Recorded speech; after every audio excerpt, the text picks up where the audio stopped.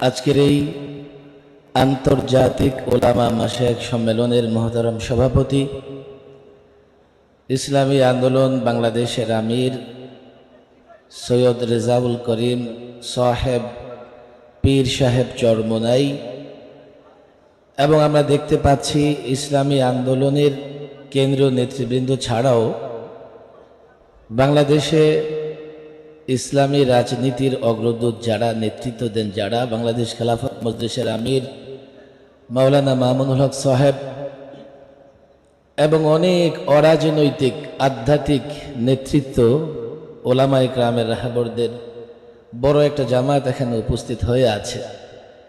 সুতরাং মাঠ পর্যায়ে আমরা যে দাবি দেখতে পাচ্ছি যে ওলামাদের ঐক্য দরকার,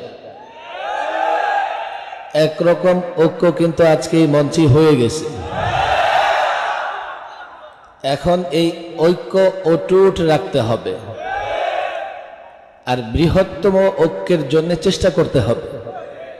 পৃথক পৃথক ভাবে ইসলামী রাজনৈতিক সংগঠনের নেতৃবৃন্দের সঙ্গে আমি যখনই কথা বলেছি, আলহামদুলিল্লাহ বর্তমান এই পরিস্থিতিতে সকলেই একমত, ঐক্য দরকার। মাঠের লোকেরাও ঐক্য চায়। আমি বিশ্বাস করি খুব দ্রুতই এই ঐক্য দৃশ্যমান হবে, একটা রূপরেখা তৈরি হবে। ইনশাআল্লাহ সেই রূপরেখার আলোকে আমরা একসঙ্গে পথ চলব। আমি আমার ক্ষুদ্র জায়গা থেকে, আমি নিরীহ মানুষ হিসেবে এতটুকু বলতে চাই, ওলামায়ে কেরামের ঐক্যের প্রয়োজনে, ওলামায়ে কেরামের ঐক্যের প্রয়োজনে, ইসলামী রাজনৈতিক সংগঠনগুলোর ঐক্যের প্রয়োজনে আমার ক্ষুদ্র যেটুকু আছে, আমার যেটুকু পরিচয় আছে, আমি সেটা বিলীন করে দিতে চাই, সেটা মুছে ফেলে ওলামায়ে কেরামের সঙ্গে থাকতে চাই। যদি আমরা এই প্রেক্ষাপটে বৃহত্তর ঐক্য তৈরি করতে না পারি, দেশের মানুষ হতাশ হবে। এবং 16 বৎসর, আমি একথা নির্দ্বিধায় বলি, 16 বৎসর সবচাইতে বেশি জুলুম সহ্য করেছে ওলামায়ে কেরাম। এবং 53 বছরের বাংলাদেশে বর্তমান প্রচলিত রাজনৈতিক দলগুলো জনগণকে সবচাইতে বেশি হতাশ করেছে। এই জন্য এখন সারা দেশেই তো যাই, মানুষ চায়, মানুষের একটা বড় আশা, ওলামায়ে কেরাম ঐক্যবদ্ধ হয়ে এই জাতিকে হকের দিশা হিসেবে হকের পথ দেখাবে। আমি আমার নিজেরটা বললাম এবং আমি অনুরোধ করব আপনারাও বরাবরের মতো চাপ অব্যাহত রাখবেন, যাতে আমরা কেউ ডানে বায়ে না যেতে পারি। সোজা একসঙ্গে থাকব। বড় ধরনের কোনো কাজ কোনো ধরনের পরিচয় ছাড়াই হতে পারে। এর বড় প্রমাণ হচ্ছে জুলাই এবং আগস্টের বিপ্লব।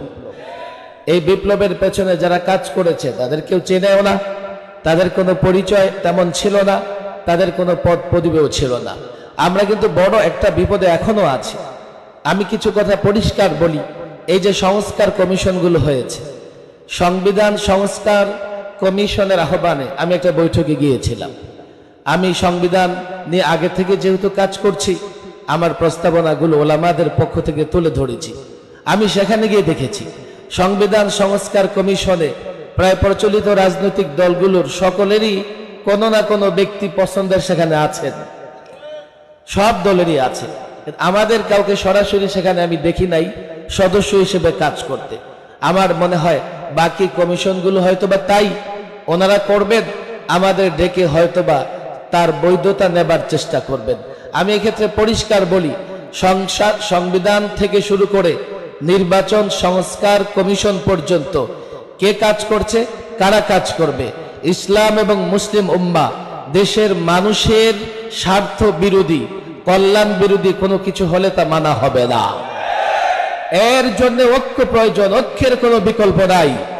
আজকে আমাদের এখানে মোহতারাম আমির ইসলামী আন্দোলনের পীর সাহেব চরমোনাই এবং নায়েবে আমির সহ নেতৃবৃন্দ আছেন। আমি মনে করি আপনাদের একটু অগ্রসরে বড় ধরনের ভূমিকা পালন করতে হবে। বর্তমানে আপনাদের কাছে মানুষের প্রত্যাশা বেশি।